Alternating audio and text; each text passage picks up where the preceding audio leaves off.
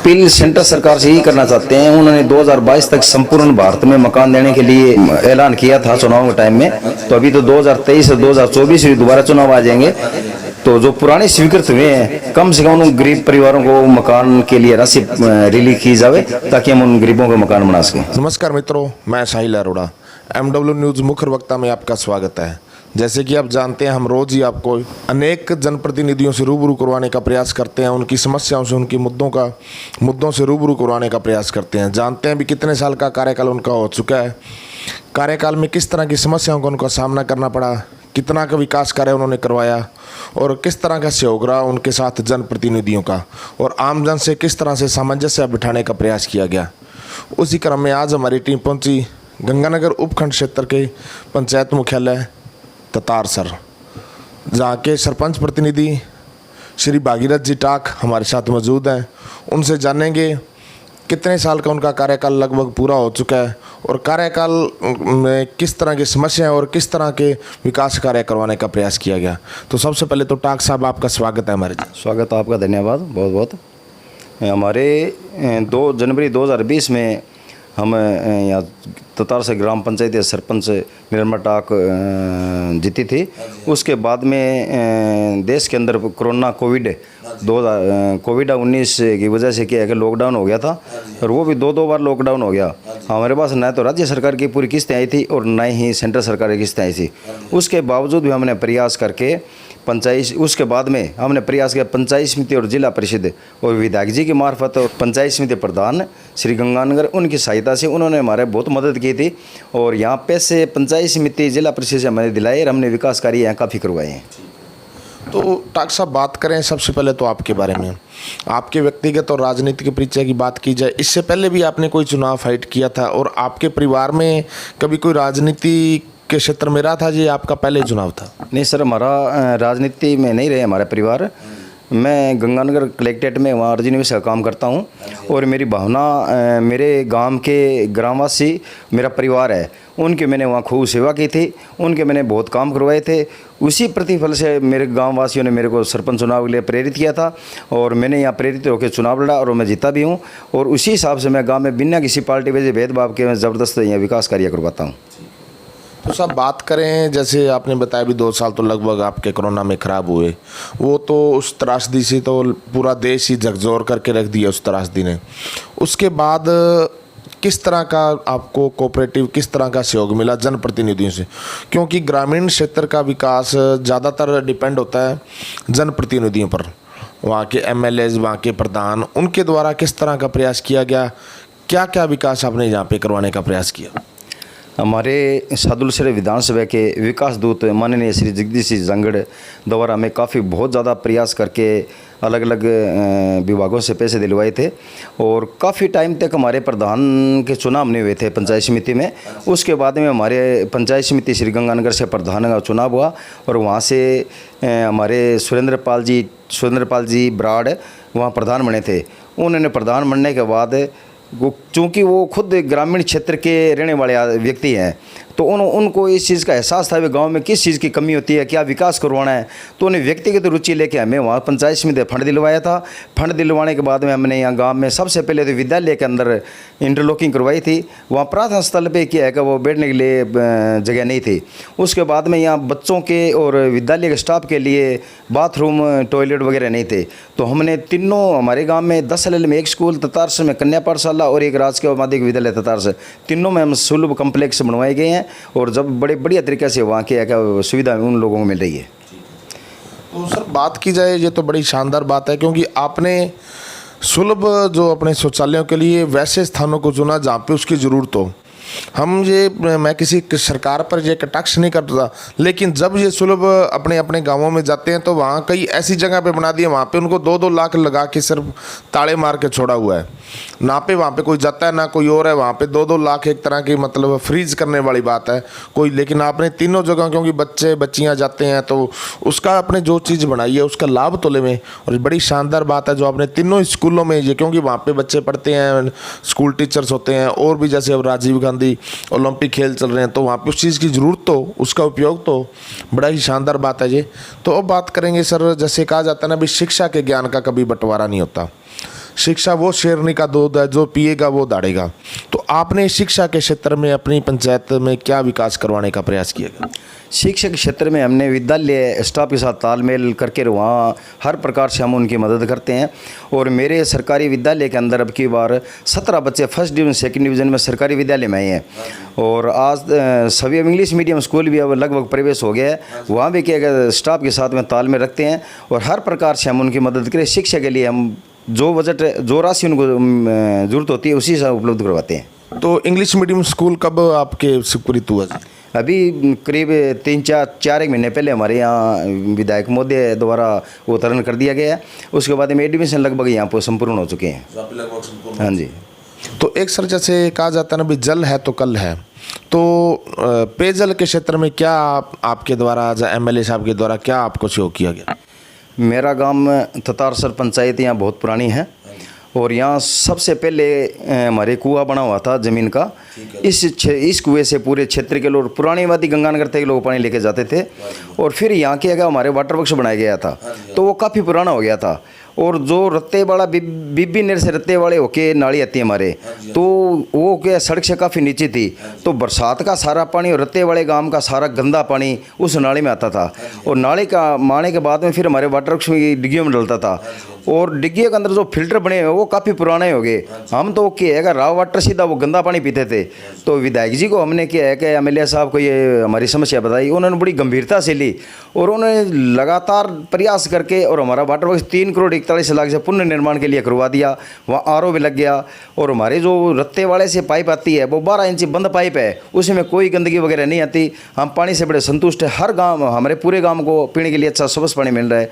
धन्य एमएलए साहब का बहुत बहुत धन्यवाद जिन्होंने हमारे किया कि ये पानी पीने की समस्या को हल किया है। तो सर, आपके जो ग्राम पंचायत ततारसर है, इसके अंदर गांव कौन कौन से आते हैं? हमारे गांव में एक चक भगवान सर आता है हमारा, कत्तीजी जी। दूसरा हमारा चक 10 से आता है, छोटा गांव है और करीब 450 लगभग आबादी है उन गांव की। तो उन गांवों में भी कोई विकास कार्य करवाने का प्रयास हुआ? उन गांव के लिए पानी पीने के लिए जो डिग्गी उनकी पुरानी बनी हुई थी, तो हमने वहाँ डिग्गी का निर्माण कर दिया बढ़िया। वह एक मिनी वाटर वर्क्स विधायक जी ने बनवा दिया है। और ये पानी मेन सप्लाई लाइन की वहाँ की एक दिक्कत है, तो हमने पंचायत समिति प्रधान जी सुरेंद्र पाल जी ब्राड को दे रखा है। हमारी वो स्वीकृति भी हो चुकी है। अभी 5-10 दिन में पैसे आ जाएंगे, फिर वहाँ पानी सप्लाई चालू हो जाएगी। पानी की समस्या बिल्कुल ख़त्म हो जाएगी 10 LL की। तो उसकी पाइपलाइन की कितनी की लंबाई होगी? उसकी 4,000 मीटर है उसकी। HDP pipe? HDP पाइप होगी। तो वो यहाँ अपने ततारसर मेन वाटर वर्क से स्पेशल पाइप जाएगी वहाँ। और फिलहाल तो वहाँ पानी जाता है, पर तो गांव में ये गांव के अंदर से गुजरती है वो पाइपें, इसलिए बीच में डानियों ने काफ़ी लोगों ने कनेक्शन कर रखे हैं, उस वजह से उनको पानी पीने के लिए नहीं मिल रहा है। तो फिर उनके जो आपके वहाँ जो पानी जाएगा तो उसमें कनेक्शन भी नहीं होंगे? नहीं सर, वहाँ गांव के अंदर ये पहले मिनी वाटर वर्क्स में पाइप जाएगी, वहाँ से मोटर से सप्लाई होगा पूरे गांव के अंदर। 8 नंबर वार्ड और 9 नंबर वार्ड 2 है। 1 घंटा 8 नंबर वार्ड में चलेगी, 1 घंटा 9 वार्ड में चलेगी। उनकी समस्या का हल हो जाएगा पानी पीने के लिए। तो अब सर बात करें किसानों के लिए, आपने किस तरह का प्रयास किया गया किसानों के लिए? जैसे अपने बात करते हैं खाड़ों की या पुलियों की, वहाँ उनको किसानों के लिए किस तरह का कोऑपरेटिव सिस्टम रखा गया? हमारे चक 12 LL में बहुत पुराना खाड़ा बना हुआ था, तो हमने विधायक साहब को निवेदन किया था, सर ये खाड़ा टूट फूट चुका है और किसानों का पानी रास्ते में बिखर जाता है। तो उन्होंने ग्राम पंचायत से प्रस्ताव लेके और CID विभाग से करीब 15-16 मरबे उन्होंने पक्के बनवा दिए हैं। इसके अलावा हमारे चक 31 जी और लगती है, उसमें भी नकारा घोषित हो चुका है खाड़ा और उसकी सर्वे चल रही है। वही विधायक महोदय द्वारा CID विभाग से पक्का बनवा देंगे। अभी 1-2 महीने के अंदर उसका भी काम चालू हो जाएगा। तो एक सर बात करें आपके पंचायत मुख्यालय, जो आपका ग्राम पंचायत मुख्यालय है, वहाँ पे अब जो ग्राम पंचायत का कार्यालय, हमने जब गांव में आए पता किया तो आपने सबसे पहले उसका क्रियान्वित किया, उसको सौंदर्यकरण किया गया। उसकी प्रेरणा कैसे मिली आपको? उसकी बढ़िया मिली सर। पहले तो हमारे टूटा फूटा सा ऐसा था, उसके बाद में हमने पंचायत मुख्यालय के रंग रोगन करवाया और उसके अंदर जाली गेट लगे हुए थे, तो उसके अंदर आंधी वगैरह मिट्टी बहुत जाती थी। हमने वो शीशे वाले गेट भी लगवा दिए हैं और ज़्यादा हम खर्चा नहीं करना चाहते पंचायत के अंदर बैठने के लिए। गांव में विकास की गलियों में लोगों गरीबों की समस्या के लिए पैसा लगाते हैं। पंचायत भवन तो जैसा है बढ़िया है, चलता रहेगा। तो बात करें जैसे अब आप पहले जैसे 30 साल आपने अर्जुन 20 के रूप में सेवा की, लेकिन उसके बाद अब 3.5 साल से आप सरपंच प्रतिनिधि हो, इलाके के प्रमुख समाज सेवी हो, तो अभी भी ऐसी कौन सी समस्या है जो आपको मन में अखरती है अभी, हाँ ये एक मेन समस्या है हमारी पंचायत की जो अभी तक हल नहीं हो पाई? हमारे मेन समस्या उप स्वास्थ्य केंद्र है, उसको क्रमोन्नत करने के लिए एक आयुर्वेदिक हॉस्पिटल हमारा है, वो खंडर जर्जर हुआ है, वो हमने विधायक महोदय को प्रस्ताव के लिए फाइल दे रखी है। एक हमारे यहाँ 50 लाख रुपए से स्टेडियम के लिए विधायक जी को हमने दे रखी है, बच्चों को खेलने के लिए। आजकल जैसे सरकार बार बार के ग्रामीण प्रतियोगिता ओलंपिक खेल चलवा रही है, तो यहाँ खेलने के लिए जगह नहीं है सर। तो हमने किया है कि विधायक महोदय निवेदन किया था, अभी सरकार के द्वारा इतने प्रतिभाशाली खिलाड़ियों की खोज कर रहे हैं, तो कम से कम हमारे यहाँ स्टेडियम होना चाहिए। तो उन्होंने किया यस हाँ कर दिया है, और जल्दी हमें 50 लाख रुपये स्टेडियम विद्यालय के अंदर चालू करवा देंगे। आपके पास यहाँ जगह है? हमारे पास बड़े स्कूल के लिए 8 बीघा ज़मीन पड़ी है, और कन्या पाठशाला के पास 7 बीघा ज़मीन, हमारे कुल 15 बीघा ज़मीन पड़ी है दोनों स्टेडियम के लिए। अच्छा, तो जगह की आपके पास जमीन की कोई दिक्कत नहीं है सर, जगह बहुत हमारे पास। तो अब बात की जाए सर, जैसे जो अब राजीव गांधी ओलंपिक खेल है, तो वो आपके कब शुरू होंगे और उसके जो किस तरह चल रहे हैं? ये हमारे 5 अगस्त को चालू हो गए हैं, 5 दिन लगातार चलेंगे। बहुत बढ़िया तरीके से, बड़े उत्साह से लोग के उसमें खेल कर रहे हैं अपने आप। तो उसमें फिर आपके ये पंचायत स्तर के अधिकारी, शिक्षा के अधिकारी हैं जब भाई बाहर से भी उसका कोई देख रेख के लिए कोई बाहर से? नहीं, यहाँ हमारे स्कूल के विद्यालय से है, फिर हमारे ग्राम विकास अधिकारी साहब है, खुद सरपंच साहब है, पूरे गांव के मिलजुल के वहाँ उसको करवा रहे हैं खेल। तो बात करें जैसे पंचायत के विकास में एक अहम भूमिका, जिसे पुराना पद नाम सचिव होता था, जब आजकल ग्राम विकास अधिकारी है, तो आपके कौन है ग्राम विकास अधिकारी और उनकी भूमिका किस तरह रही, किस तरह से उनका आपने? हमारे यहाँ ग्राम विकास अधिकारी बेराराम जी है, और बहुत बढ़िया ईमानदार अच्छे आदमी है, और काम के प्रति उनकी बहुत रुचि है। वो कोई काम पेंडिंग रखते हैं, पेंडिंग कोई काम नहीं रखते हैं, और लगातार किए गए गांव के विकास के लिए पूरा सहयोग करते हैं हमारे को। और सर, प्रधानमंत्री आवास कितने के लगभग आपने उनको जनता को आपने दिलवाएगी, और कितने के अभी और बाकी शेष है? प्रधानमंत्री आवास योजना में हमारे लगभग करीब 80 परिवारों के स्वीकृत हुए हैं, और हमारे 3.5 साल कार्यकाल में मात्र 10 आए हैं। अभी गरीब आदमी है वहाँ, उनके टूटे फूटे मकान पड़े हैं, रहने के लिए बहुत भयंकर दिक्कत है। हमने बार बार पत्र भी लिखा था, परंतु ये सेंटर सरकार का मामला है, इसलिए अदरजूल में पड़ा है। तो आप अपील क्या करना चाहोगे सेंटर सरकार? अपील सेंटर सरकार से यही करना चाहते हैं, उन्होंने 2022 तक संपूर्ण भारत में मकान देने के लिए ऐलान किया था चुनाव के टाइम में, तो अभी तो 2023 और 2024 भी दोबारा चुनाव आ जाएंगे, तो जो पुराने स्वीकृत हुए हैं कम से कम उन गरीब परिवारों को मकान के लिए राशि रिलीज की जाए, ताकि हम उन गरीबों के मकान बना सकें। तो अब बात करेंगे, जैसे आपसे महज 4 किलोमीटर पर चुनावड़ थाना है, तो थाने के जो स्टाफ है उनका किस तरह का सहयोग रहा आपके साथ? किस तरह से उन्होंने अपराध को कम करने का आपने यहाँ पे काम किया गया, और आपके साथ किस तरह का सहयोग रहा? हमारे 4 किलोमीटर दूर पुलिस थाना चुनाव पड़ता है। मेरी ज़िंदगी में मैंने आज तक ऐसा स्टाफ नहीं देखा 3.5 साल के अंदर। पहले हमारे SHO परमेश्वर जी थे, वो तो बहुत ही ज़्यादा ईमानदार बढ़िया एक्टिव आदमी थे, नशा के बहुत भयंकर खिलाफ थे, अपराध के बहुत भयंकर खिलाफ थे।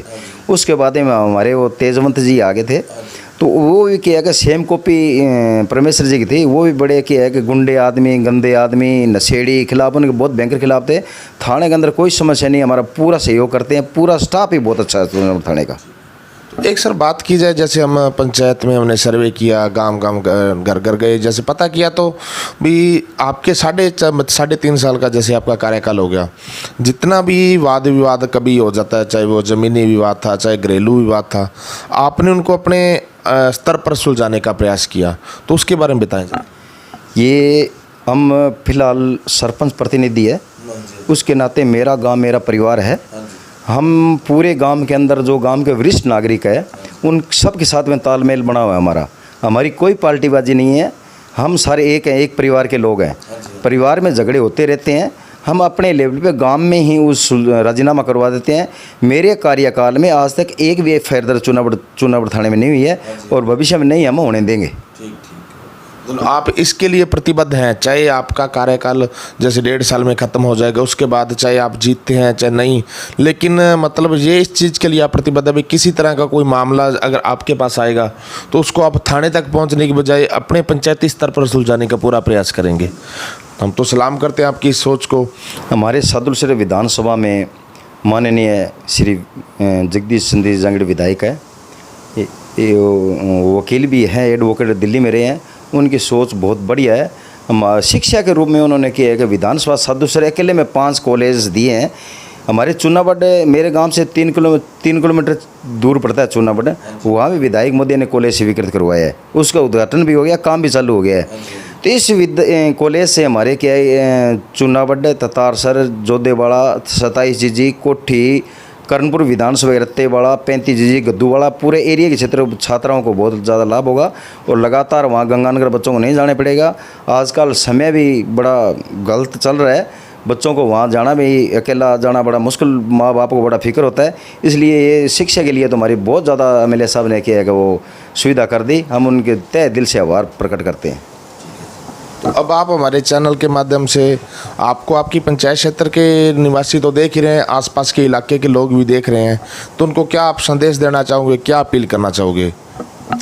15 अगस्त 76वां ये शपथ साल वर्ष पूरे हो चुके हैं और 15 अगस्त की सभी इलाका वासियों को मेरे तहे दिल से शुभकामनाएं, बधाई प्रकट करता हूं। और 15 अगस्त को विद्यालय के अंदर पूरे समस्त इलाके वासी वहाँ एकत्रित होके और पूरे होश हल्ला से 15 अगस्त को बनाया जाए। आमजन को ये अपील है कि गांव के सहयोग के बगैर गांव का विकास नहीं होता, सबको मिलजुल के रहना चाहिए और लगातार पंचायत का गांव वाले पूरा तहे दिल से सहयोग करते हैं, तन मन धन से सहयोग करते हैं। इसी प्रकार से आगामी जो हमारे शेष कार्यकाल बचा है उसमें सहयोग करते रहें और खूब ज़बरदस्त यहाँ गांव के विकास होगा। और विधायक महोदय द्वारा हमें लगातार अभी कुछ दिन पहले भी हमें 10 लाख रुपये गांव के चौक की सुंदरता के लिए पैसे दिए हैं, राशि आवंटन कर दी है, वो शीघ्र चालू कर दी जाएगी। और चौक में क्या इंटरलॉकिंग लगी? चौक में इंटरलॉकिंग लगी। गांव का मेन ग्वाड़ है, पहले हमारे 4 ग्वाड़ पड़ते हैं, 3 ग्वाड़ों में MLA साहब ने हमारे को पैसे देके 30 लाख रुपए देके हमारा काम चालू करवा दिया है। अभी शेष 2 ग्वाड़ बचे हैं, उनके लिए 10-10 लाख रुपये उन्होंने रिलीज़ और कर दिए हैं, वो भी 1-2 दिन में चालू कर देंगे हम। ठीक है जी। ये हैं जी गंगानगर उपखंड क्षेत्र के ग्राम पंचायत मुख्यालय ततारसर के सरपंच प्रतिनिधि श्री भागीरथ टाक, जो कि पहले अपनी आधी से ज़्यादा उम्र लगभग अर्जन विश के रूप में कार्य किया, इलाके की सेवा की, क्योंकि अर्जन विश का मेन काम होता है वकालत वाला ही। तो वकील के सहयोगी होते तो लगभग सारे दाव पेच जानते हैं और उसी का फ़ायदा इनको मिला 3.5 साल के सरपंच के कार्यकाल में। इनकी धर्मपत्नी यहाँ पे सरपंच हैं, तो जिस तरह से भी कोई भी विकास करवाना था बड़े ढंग से करवाएगा। किसी का कोई काम रहता है कोई ऊपर कलेक्ट्रेट से या पंचायत समिति से, तो उसको अपने स्तर पर करवाने का प्रयास किया। और सबसे बड़ी बात है 3.5 साल के कार्यकाल में किसी भी तरह का कोई मुकदमा दर्ज नहीं होने दिया गया। जो भी विवाद था, चाहे वो घरेलू क्लेश का था, चाहे वो ज़मीनी विवाद था, किसी तरह का विवाद था, वो अपने स्तर पर सुलझाने का प्रयास किया गया। 2 साल में कोरोना के कारण बेशक पूरे देश को झकझोर करके रख दिया था, लेकिन फिर भी इलाके का पूरा विकास करवाया गया। ये सारा का सारा श्रेय देना चाहते हैं सादुलसर के विकास दूत कहे जाने वाले माननीय विधायक श्री जगदीश चंद्र जी जांगड़ और जो नवनिर्वाचित प्रधान हैं सुरेंद्रपाल जी बराड़। सुरेंद्रपाल जी बराड़ ने 1.5 साल के कार्यकाल में बड़ा ही शानदार काम किया और पूरा विकास करवाने का, ये नहीं अकेली ततारसर, जितने भी 53 पंचायतें आते सभी में पूरा विकास करवाने का प्रयास किया गया। इसके लिए वो तहे दिल से दोनों जनप्रतिनिधियों का धन्यवाद करते हैं। जिला परिषद स्टाफ है, चाहे पंचायत समिति स्टाफ है, चाहे वो ग्राम पंचायत का स्टाफ है, उसका भी बड़ा सहयोग रहा। और अभी भी वो पूरा जितना भी कोई विकास कार्य करवाने का प्रयास है वो किया जाएगा।